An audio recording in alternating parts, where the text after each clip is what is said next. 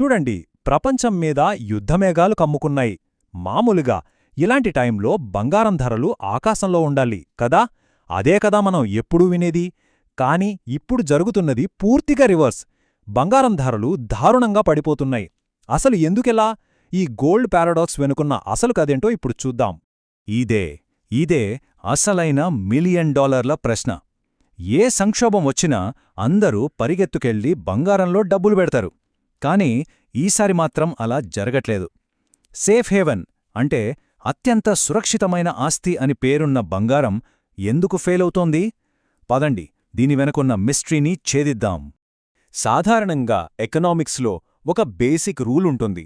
అదేంటంటే, యుద్ధం వస్తే గోల్డ్ రేట్ పెరగాలి. ఎందుకంటే ఇన్వెస్టర్లందరూ భయంతో, సేఫ్టీ కోసం బంగారం వైపు చూస్తారు. కాని ఈసారి ఆపరేషన్ ఎపిక్ ఫ్యూరీతో ఆ రూల్ మొత్తం తలకిందులైపోయింది. నమ్మలేకపోవచ్చు కాని గత 14 ఏళ్లో ఎప్పుడూ లేనంతగా ఒకే వారంలో 10% పడిపోయింది బంగారం ధర. ఇది ఊరికే ఒక ఎక్సెప్షన్ కాదు, ఇది ఒక పెద్ద ఫైనాన్షియల్ పజిల్ అన్నమాట. సరే, మరి ఈ పతనానికి కారణాలేంటో కొంచెం లోతుగా చూద్దాం. ఇప్పుడు గోల్డ్ మార్కెట్లో ఒక పెద్ద యుద్ధమే జరుగుతోంది. ఇది దేశాల మధ్య యుద్ధం కాదు, రెండు పవర్ఫుల్ శక్తుల మధ్య పోరాటం. ఒకవైపు ప్రపంచ యుద్ధం వస్తుందనే భయం, మరోవైపు చాలా కఠినమైన ఆర్థిక వాస్తవాలు. ఇక్కడ చూడండి, రెండు ఆపోజిట్ ఫోర్సెస్ ఢీకొంటున్నాయి.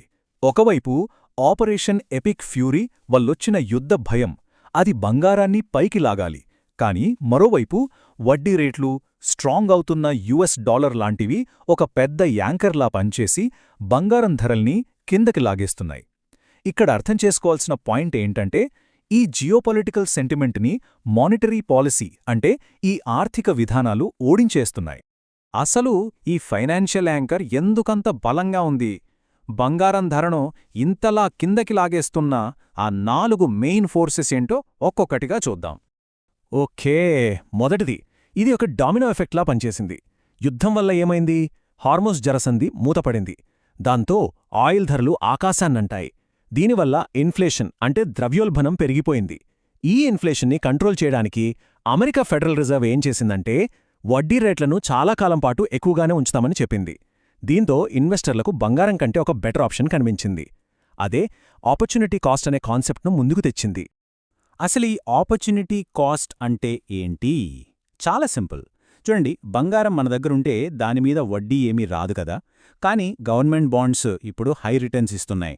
అంటే బంగారాన్ని పట్టుకుని కూర్చుంటే బాండ్స్ ద్వారా వచ్చే గ్యారంటీ లాభాన్ని మనం వదులుకుంటున్నట్టే. ఇలా మనం వదులుకుంటున్న లాభమే ఆపర్చునిటీ కాస్ట్. అందుకే చాలామంది ఏం చేస్తున్నారంటే బంగారాన్ని అమ్మేసి బాండుల్లో ఇన్వెస్ట్ చేస్తున్నారు. ఇక రెండో పవర్ఫుల్ రీజన్ స్ట్రాంగ్ అవుతున్న యుఎస్ డాలర్. డాలర్ కూడా గోల్డ్ లాగానే ఒక సేఫ్ అసెట్ అనమాట. యుద్ధ టైంలో అమెరికా మిలిటరీ పవర్ వల్ల డాలర్కు ఇంకా బలం చేకూరింది. ఇక్కడే అసలు సమస్య మొదలవుతుంది. ప్రపంచవ్యాప్తంగా బంగారం ధరలు డాలర్లోనే ఉంటాయి. సో డాలర్ స్ట్రాంగ్ అయితే యూరో, రూపాయి లాంటి ఇతర కరెన్సీలతో బంగారం కొనడం చాలా కాస్ట్లీ అయిపోతుంది. దాని ఫలితంగా ఏమవుతుంది? ప్రపంచవ్యాప్తంగా బంగారం కొనేవాళ్లు తగ్గిపోతారు, డిమాండ్ పడిపోతుంది. ఇక మూడో కారణం, మార్కెట్ ప్యానిక్. యుద్ధ భయంతో స్టాక్ మార్కెట్లు కుప్పగూలాయి కదా. దాంతో చాలామంది ఇన్వెస్టర్లకు భారీ నష్టాలొచ్చాయి. ఈ లాసెస్ని కవర్ చేయడానికి వాళ్లకు అర్జెంటుగా క్యాష్ అవసరమైంది. మరి ఆ డబ్బు ఎక్కడ్నుంచి వస్తుంది? వాళ్ళ పోర్ట్ఫోలియోలో అప్పటికి లాభాల్లో ఉన్న వాటిలో బంగారం ఒకటి.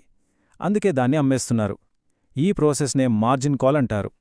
సింపుల్గా చెప్పాలంటే మార్జిన్ కాల్ అంటే బ్రోకర్ నష్టాలను కవర్ చేయడానికి వెంటనే డబ్బు కట్టండి అని డిమాండ్ చేయడం అన్నమాట. ఈ ఎమర్జెన్సీ సిచ్యువేషన్లో ఇన్వెస్టర్లు బంగారం మీద నమ్మకం పోయి అమ్మట్లేదు. వాళ్లు దాన్ని ఒక మునిగిపోతున్న షిప్లా చూడట్లేదు. బదులుగా డబ్బు దాచుకున్న ఒక పిగ్గీ బ్యాంక్లా చూసి దాన్ని పగల్గొట్టి వాడుకుంటున్నారు అంతే. ఇక చివరిగా నాలుగో కారణం, ఇది మార్కెట్ సైకాలజీకి సంబంధించింది. మార్కెట్లో by the rumour cell the news అని ఒక పాత మాట ఉంది. అంటే పుకారు వచ్చినప్పుడు కొను, వార్త నిజమైనప్పుడు అమ్మే అని. యుద్ధం రాబోతోందనే రూమర్స్తోనే స్పెక్యులేటర్లు బంగారాన్ని కొనేసి దాని ధరను 6% పెంచేశారు. ఇప్పుడు యుద్ధం నిజంగా మొదలవడంతో వాళ్ల ప్రాఫిట్స్ వాళ్ళు తీసుకుని మార్కెట్ నుంచి బయటకు వెళ్ళిపోతున్నారు. ఈ ప్రాఫిట్ బుకింగ్ కూడా బంగారం ధరను కిందకు లాగేస్తోంది. సరే, ఇప్పటిదాకా మనం 4 వేరువేరు కారణాలు చూశాం. ఇప్పుడు ఈ పజిల్ ముక్కలన్నిటినీ కలిపి ఒకే చోట పెట్టి చూస్తే అసలు బంగారం ధర ఎందుకు పడిపోతుందో ఒక కంప్లీట్ పిక్చర్ మనకర్థమవుతుంది. ఈ చార్ట్ చూస్తే మొత్తం కథ ఒక్కసారిగా అర్థమైపోతుంది. చూడండి, ఒకవైపు యుద్ధ భయం అనే ఒక్క పాజిటివ్ ఫ్యాక్టర్ బంగారాన్ని పైకి లాగాలని చూస్తోంది, కానీ మరోవైపు high interest rates, strong dollar, ఇంకా క్యాష్ కోసం జరుగుతున్న అమ్మకాలు, ఈ 3 పవర్ఫుల్ నెగటివ్ ఫోర్సెస్ కలిసి దానిపై దాడి చేస్తున్నాయి. ఇది 1 వర్సెస్ 3 ఫైట్ అన్నమాట. మరి ప్రస్తుతానికి ఈ ఫైనాన్షియల్ ఫోర్సెస్ చాలా ఈజీగా గెలుస్తున్నాయి. ఈ మొత్తం అనాలిసిస్ మనల్ని ఒక పెద్ద ప్రశ్న దగ్గరికి తీసుకొస్తోంది. ఇప్పుడు మనం చూస్తున్నది కేవలం ఒక టెంపరరీ మార్కెట్ ఫ్లక్చుయేషనా, లేకపోతే దశాబ్దాలుగా మనం నమ్ముతూ వస్తున్న ఆర్థిక నియమాలే మన కళ్ల ముందే మారిపోతున్నాయా? చివరిగా ఈ ఒక్క ప్రశ్నతో ఈ విశ్లేషణను ముగిద్దాం. డాలర్లను, మానిటరీ పాలసీలను ఆయుధాలుగా వాడుతున్న ఈ కొత్త ప్రపంచంలో బంగారం లాంటి పాతకాలపు సేఫ్ అసెట్స్ ఇంకా పాత రూల్స్నే ఫాలో అవుతాయని మనం అనుకోగలమా? లేకపోతే ఫైనాన్షియల్ వరల్డ్ యొక్క రూల్ బుక్కే మన కళ్ల ముందే శాశ్వతంగా మారిపోతోందా?